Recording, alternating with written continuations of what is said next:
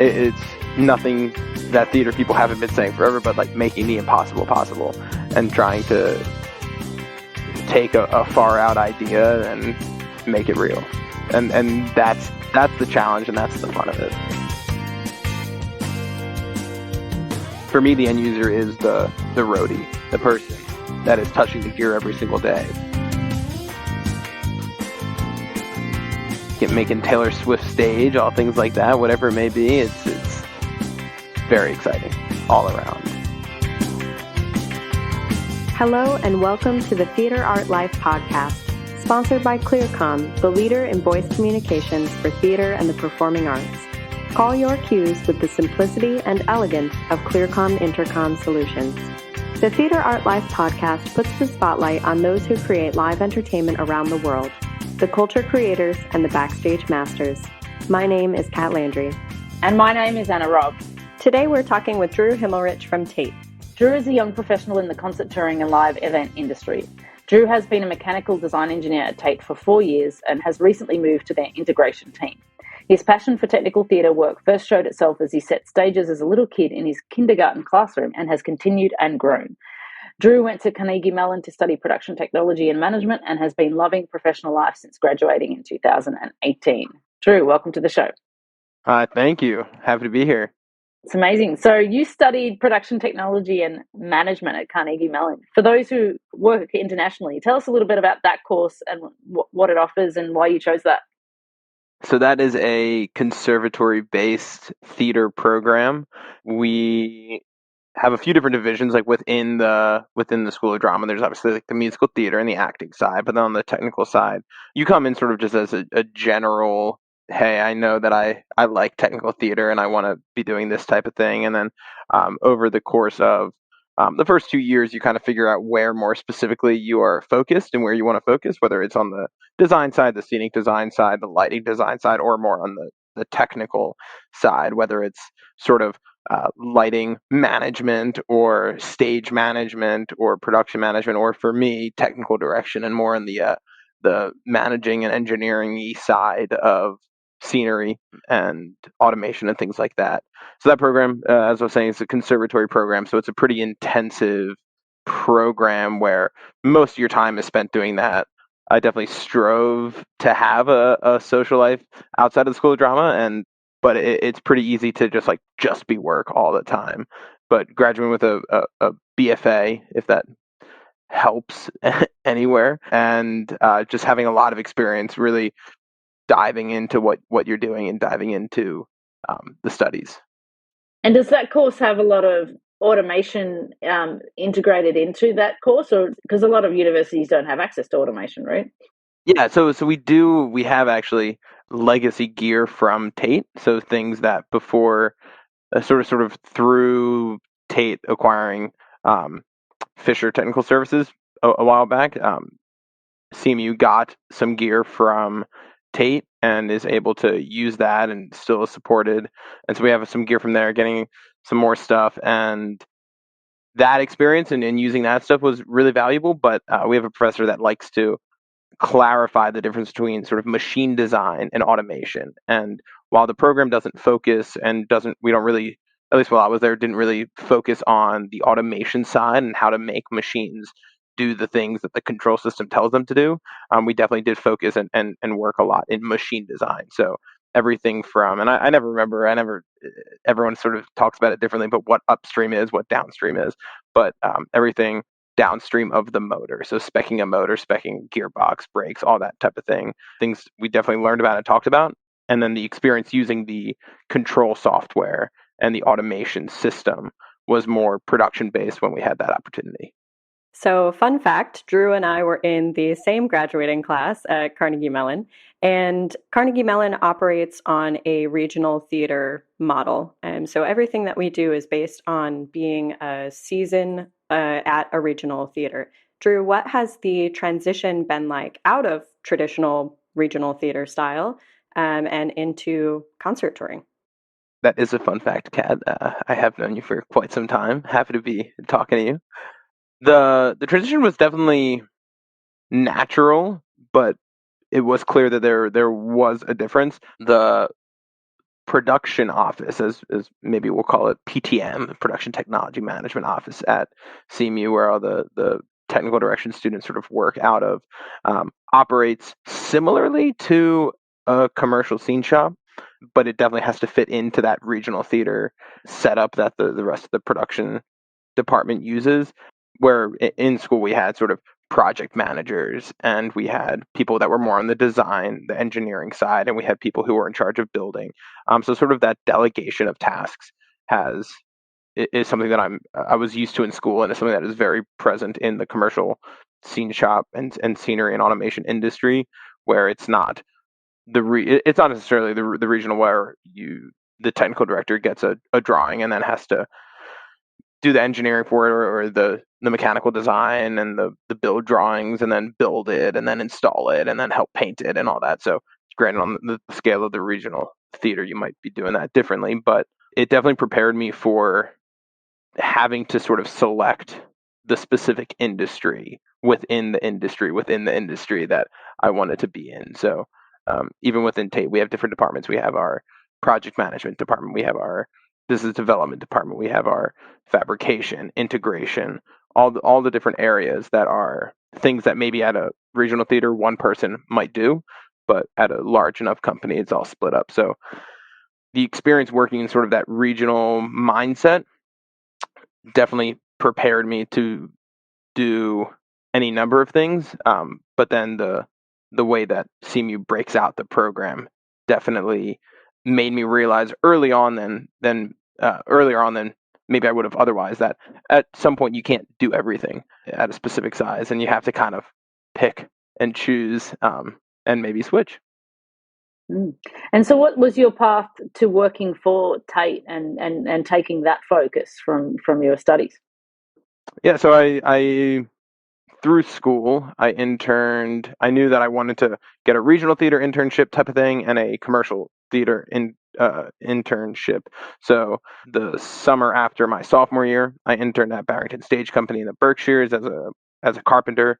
Got experience working in regional theater there, and really did enjoy it. And then junior year, I actually studied abroad, which is pretty unique for someone in the program that I was in, and luckily got an internship at TAIT Stage Technologies in the UK, which was in like a 3-4 year period between being acquired by TAIT and being totally called TAIT. So it was still sort of TAIT Stage Technologies.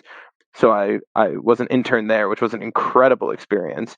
And then I worked at Hudson Scenic the following summer. And between those two experiences, working at Stage Tech and Hudson, I realized that I did really like the commercial industry. There are definitely things to this day that I miss about sort of more the traditional theater world, but there's a lot of really cool stuff that happens in commercial scenery and automation and machine design that is hard to get at a smaller regional theater. I still, again, there are lots of parts that I miss, but I'm happy doing what I'm doing. And so sort of just seeing those different experiences, comparing them, I was able to get a job at TAIT. I was in the mechanical design and engineering department for the past 4 years. Really enjoyed my time working on some really cool shows, really cool projects. And then in the past month, I've actually moved into our integration department, which is more of the sort of the last step of the TAIT process, where we pass the gear off to the touring crew, or we'd install it in whatever permanent installation we might be doing. And I'm excited to get more experience and to sort of really be boots on the ground, dealing with the gear and being that final step. But yeah, through college, I kind of knew where my head was and sort of what I wanted to do long term, and at least right out of school, and happy to be exploring different opportunities as that comes up. Could you tell us a little bit more in detail about the two different teams that you've worked on at TAIT, and what exactly is your role within those teams? So sort of I was saying earlier, within TAIT, the entire company of TAIT might do the job that a technical director does at a regional theater. So the design department where I was, we're not doing the aesthetic design, but essentially someone might call, say, hey, we want to do this massive show, and they'll give us the concept and sketches and drawings and all these things of how they want to do it. And then between a few different departments, we sort of figure out how TAIT is going to do that show. We have a pretty standard staging system. We have a standard, for us at least, a pretty standard staging system, and we sort of know the way that we do different things, and so we try to fit whatever the aesthetic design is, and we make that we put that into sort of the TAIT language, holding true to whatever it is that we're trying to hit. And then the mechanical design and engineering department is more specifically when we have those custom elements, when we have those larger bits and bobs, figuring out how we're going to actually design those and how we're going to build those and creating the drawings for those. Again, same professor that I mentioned before, but he likes to say that we're not capital E engineers. We being sort of people that haven't been to engineering school but are caught up in this world. We're not capital E engineers, but we engineer. So a lot of what I'm doing is there's a decent amount of math, a lot of powertrain calculations, structural analysis, things like that. We also have actual capital E engineers that check all our work and verify that we're not crazy. I'm glad that happens. Yeah, so am I. So am I, very much so. But it is sort of that nitty gritty. It's anywhere from broad to the nitty gritty of like, what size bolt are we using here, to as broad as like, how are we going to make this machine work? Recently, I was working on a project for like a slip stage sunroof type thing, and from very early on, it was just figuring out how we're going to do it. We know what the effect needs to look like. We have our design parameters, big picture. How are we going to start?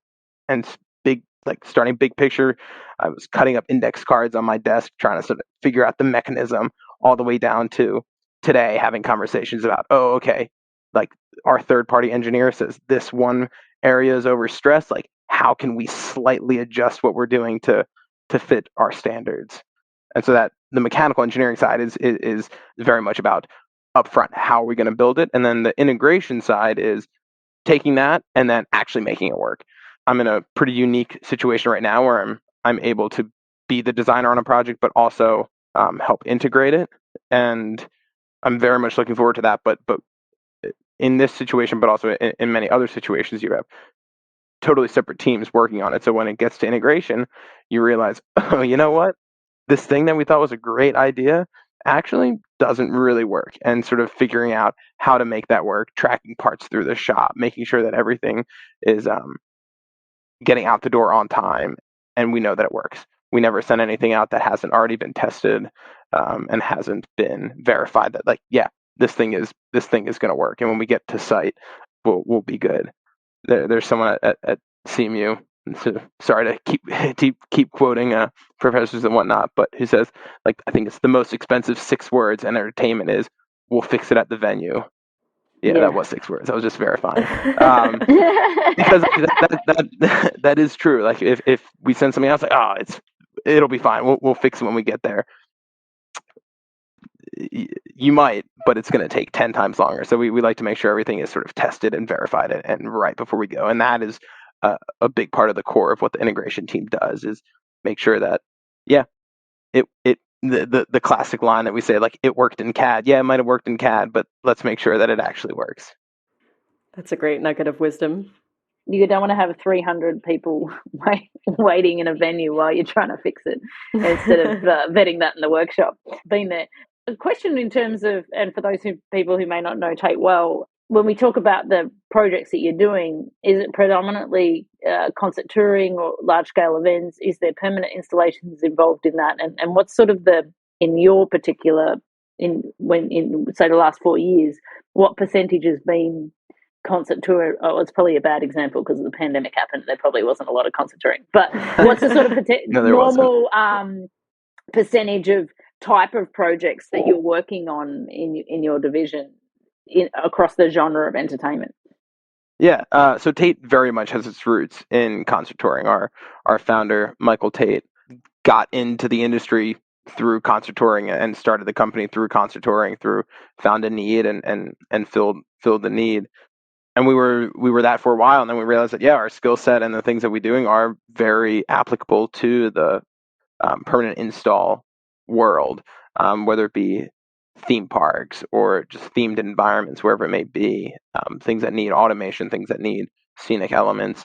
I would say these days it's tough to say, but our U.S. office, our North America offices, I would say are primarily focused on concert touring. We do a lot of permanent install, but a lot of those are longer term projects. So our mechanical design department, at least where my world for the past 4 years, has been primarily concert touring. I've definitely done a few permanent installs. When I first started, we working on a big permanent install, but most of what we do in our world is concert touring. Now, that's not to say that the person that sits 10 feet away from me has been working on permanent installs for the past 5 years. So it definitely is who you pick, but those again are longer term projects. And so it's usually a smaller team that is focused on that.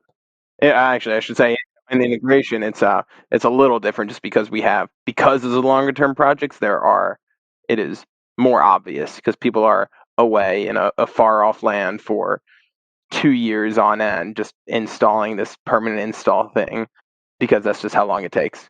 And that's very obvious when sort of on the integration side that PI is still a very big part and has always been and is growing as a big part of our industry. Can you tell us about some of the specific interesting projects that TAIT might have worked on? Not to really talk about anything we're working on in the past right now, but in the past, a lot of stuff that we've done, we like to say that we're dealing with sort of a really high level of concert touring for the on the touring side. On the PI side, we work with a lot of big theme parks and things like that. But on the touring side, we work with like the Taylor Swifts and the Bon Jovis and Lady Gaga and all things like that. Beyonce, any really big tour is possibly a TAIT show.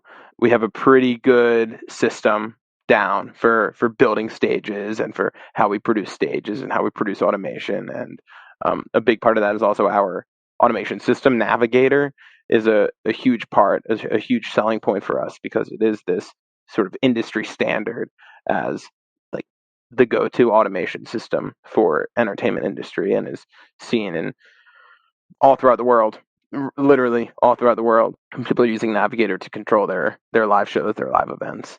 And so we have a pretty good grasp on things like that, on whether it's a permanent install at a theme park or it's Taylor Swift or it's Pink flying through the air, powered by Navigator, powered by TAIT, built by TAIT. So what is kind of the creative collaboration process with those teams?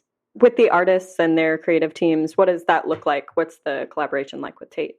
There is definitely a lot of collaboration, I would say. And a lot of that happens in a department before mechanical design. So we have this other department called project development where someone might come in and we'll get anything from a very clearly drafted stage with drafted exactly where everything goes to the inch.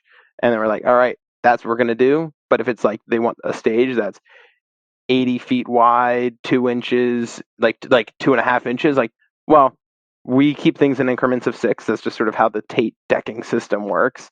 It's like, we're going to keep it within that. And then it's just going to make everyone happier. It's going to be cheaper. It's going to be whatever it may be.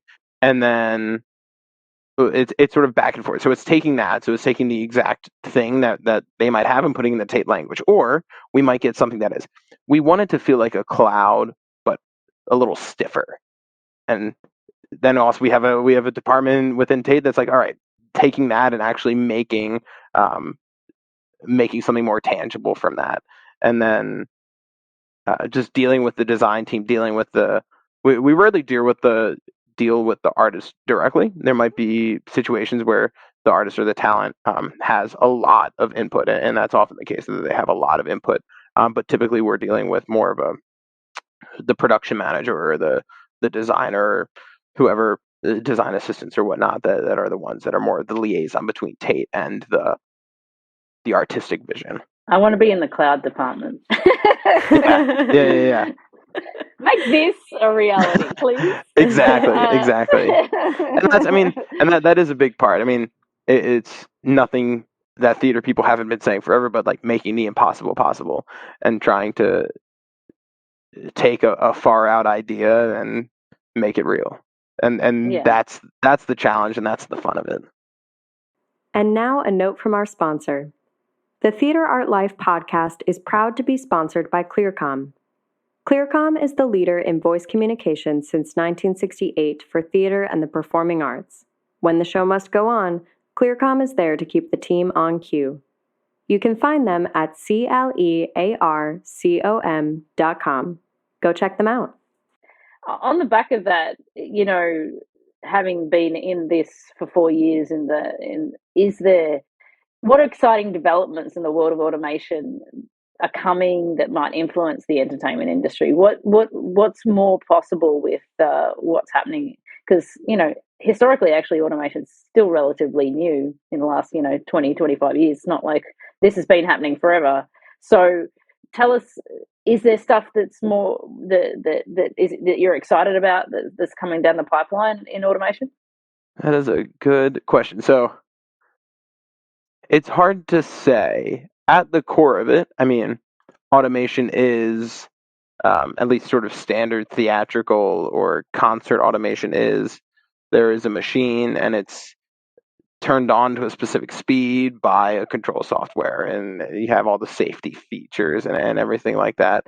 But it is a pretty complex system, but at its bare bones is like we don't deal with sort of autonomy much. If there is autonomy, it is based off of specific guides, so it's still kind of automation. And I've actually gotten in, I won't say arguments, but disagreements with friends about what's the difference between like automation and robotics. But I would say I don't really know what might be coming down the pipeline. In terms of control software, making things more user friendly is definitely something that TAIT is pushing for, and I think the industry as a whole is pushing for. When it first started, and you had sort of PLCs and logic boards and whatever it may be, like you really needed to know exactly what was going on, and you needed to take a lot of time to learn how to code and how to program all of this. And the user interface on an industrial automation system is, unless you've been doing it for a while, it's going to be hard. But like when you open an ETC lighting console, sort of like what you might find in a high school or whatnot, you can look at it and you can kind of figure out what's going on. Like it's just a nice user interface, and you can figure it out. And so TAIT and the industry as a whole is definitely trying to move towards being more user friendly, making things more accessible, so that you don't need intensive training, you don't need a crazy intense skill set to be able to help program and commission things that you might find in a concert. Now, with that said, you can't kill anyone with a light. I mean, you could probably. I'm sure there are ways, but if you turn the light on at the wrong intensity, or you turn the light off by accident, it might be embarrassing, it might look wrong, but you're not going to kill anyone, you're not going to hurt anyone. And so it is definitely important that, as user-friendly as we might be making automation, and we might be as accessible as we might be making it, it's still really important to make sure that anyone that is operating it and anyone that is working with it knows what's going on and really has a firm and strong understanding of the implications of everything you're doing. Yeah, just because you can fly a person 6 meters a second doesn't mean you should. Absolutely, absolutely. That has to be done safely. Exactly. And I mean, with enough and to be honest, acceleration and deceleration to yes, make sure they don't yank off the floor in a horrible way. Exactly. And I mean, that is definitely a thing that is something to think about, is as technology is improving, not necessarily in the it affects us, but we're not necessarily the ones pushing that innovation. But as motors are getting stronger and faster and higher torque in smaller packages, and brakes are whatever it may be, as things are advancing and can do bigger, faster things, we need to make sure that, like, yeah, there's still limits to what we should be doing. 20 years ago, we might not have been flying someone 60 feet per second across a stadium because we couldn't, or because it would take too much to do that. But we can do that, and just being careful about whether we will or won't is definitely the question that we need to keep focusing on. But having been on the receiving end of that for many years, I think that, actually the execution and capability of all of that equipment really relies on the ability of the programmers and the people around the programmers, to the stage managers and the artists, and that to be able to operate that and create that responsibly. And I think that's where there's, you guys may know your equipment back to front, but when it's in the hands of the user, it's still very, very green on that front end of people being able to manage those systems safely, and manage, troubleshoot, all of that. Yeah, absolutely. Exactly. And so that end user capability is where the upskilling really needs to be, I think, in the industry. Yeah, for sure. How much of that integration process is spent with the end user or the operator, if any? Yeah, a pretty good amount. It very much depends on the show and the size of the show. Very often the end user, and everyone at TAIT sort of thinks of it differently, but it's still easiest to talk about it as the mechanical design side, because that's what I've had the most experience in. But from a mechanical design side, for me, the end user is the roadie, the person that is touching the gear every single day. Like if we're designing something for a pop star, like they don't care if the corners are rounded over, or if the thing goes together easily, or if it's one pin is you're using the same pin everywhere in the entire show, or if it's like 20 different pins that you have to keep sorted. Like they don't care, but the roadie does. So for me, that's the client, and a big part of what we do is making sure that they know how the gear goes together. Oftentimes, a tour will have the always the tour will have the road crew that is traveling with the show, which and it's our responsibility to train them, and to train how to build the stage, how to hang the curtains, how to hang the LED wall, whatever it may be. But then also, how to train and how to troubleshoot the automation system.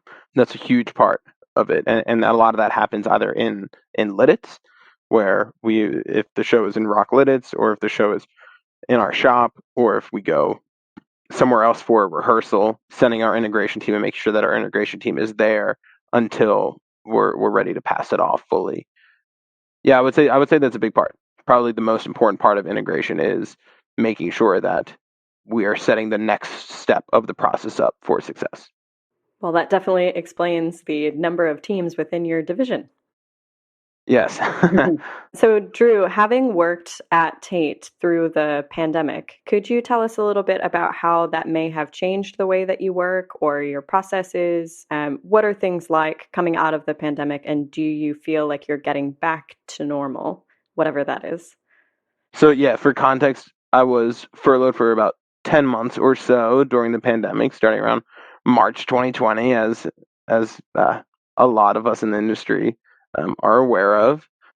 So those 10 months, were definitely hard. Definitely had to find other things to do. But then coming back to it, definitely started off slow. I was very fortunate to be brought back. I was very fortunate that Tate was incredibly supportive through the furlough and communicated often and appropriately about how things were going and what we needed to know about when things might be kicking back on.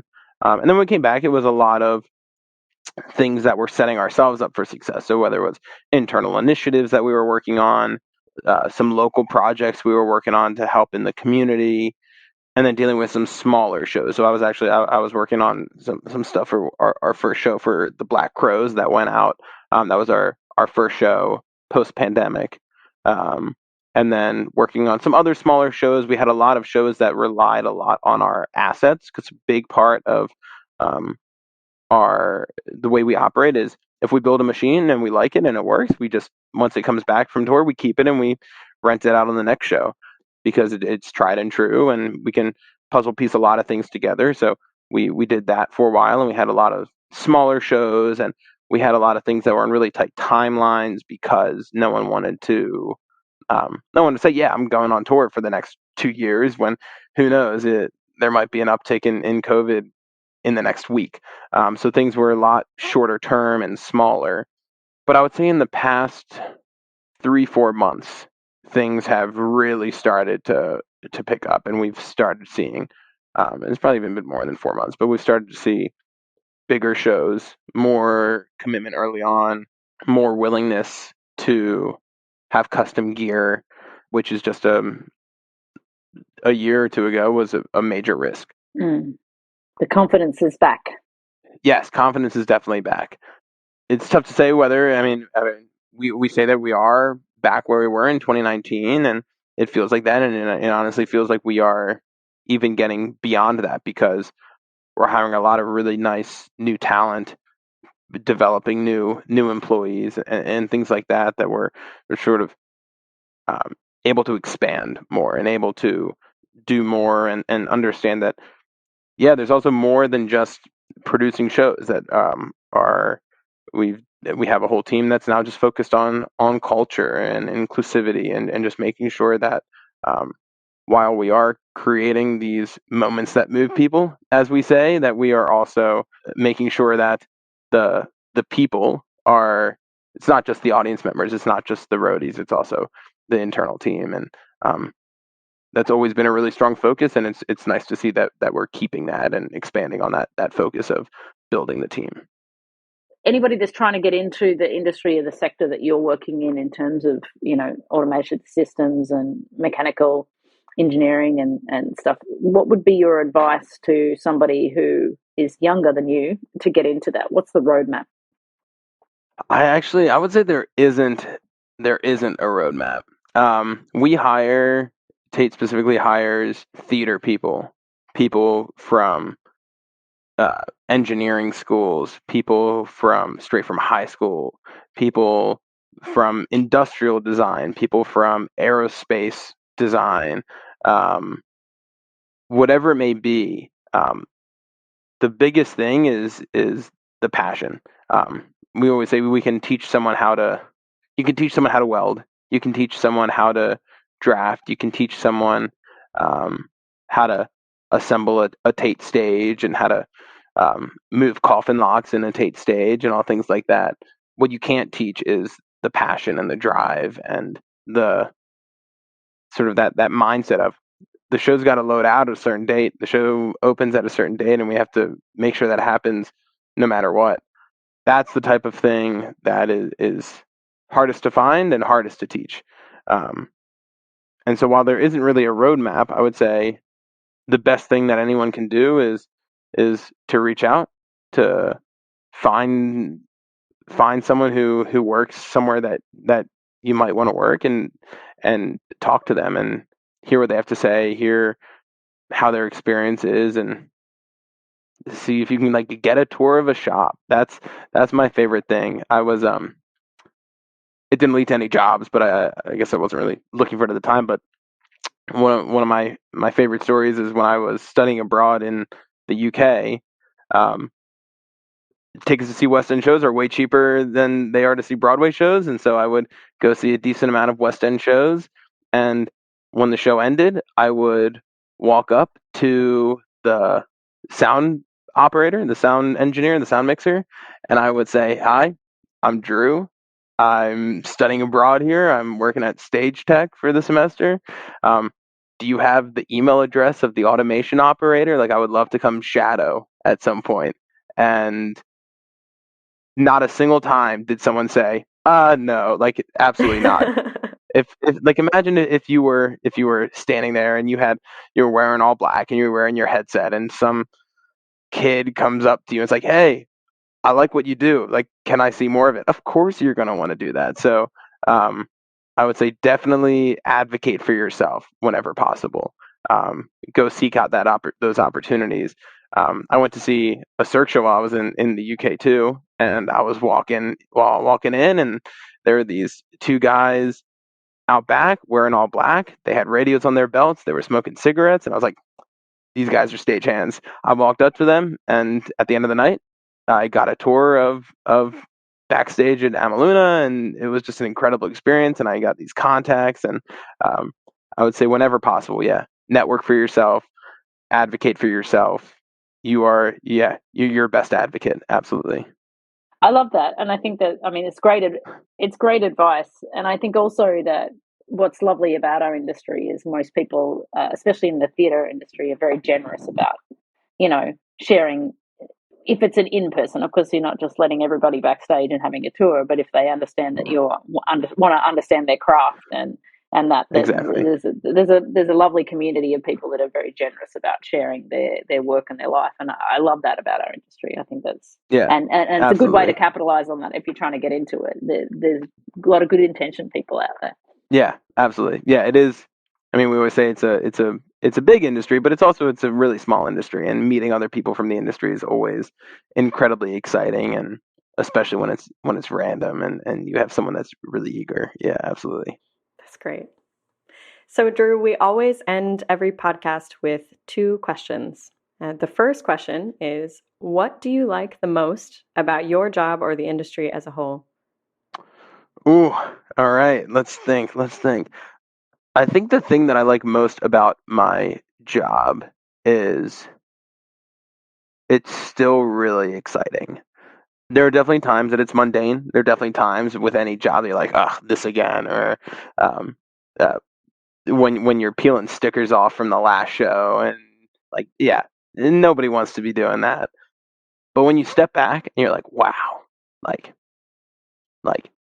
Bruce Springsteen's going to be standing on this stage, like whatever it may be, you think, wow, like this machine, like I came up with that. Me and my team, me and my coworkers, we all figured this out. We made this happen. That part that's sitting on that table looks like that because we decided it was going to. We decided we were going to put that curve at that radius right there, and even the small things like that. It's just very cool to see ideas come to life, and those ideas being on a really public stage.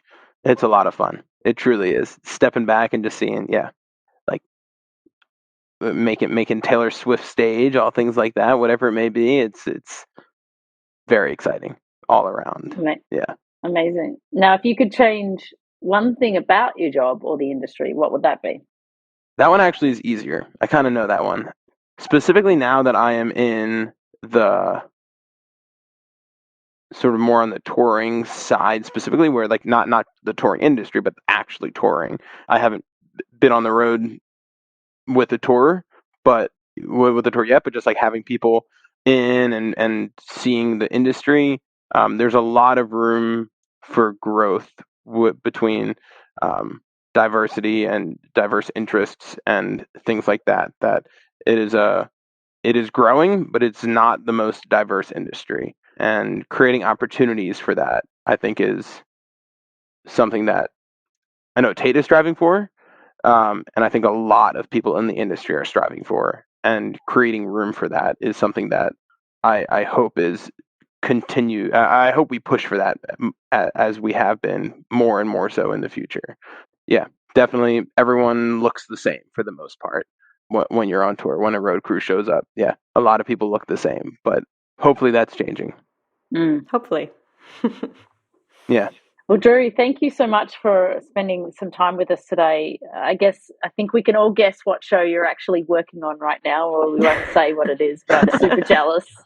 And yeah, it is a big one. And I can't wait to see how TAIT is integrated into that tour. So yes, best of luck for that. And thank you for joining us. Drew, thank you so much. It's great to have you on. Absolutely. Pleasure to be here. Thank you. Theater Art Life is a global media site for entertainment. Memberships start at only $38 per year. You can have unlimited access to our daily published articles, including entertainment news and the writings of active industry professionals, ensuring that you are always up to date on the global happenings in the world of entertainment. Become a part of the international entertainment community and join us now at www.theaterartlife.com.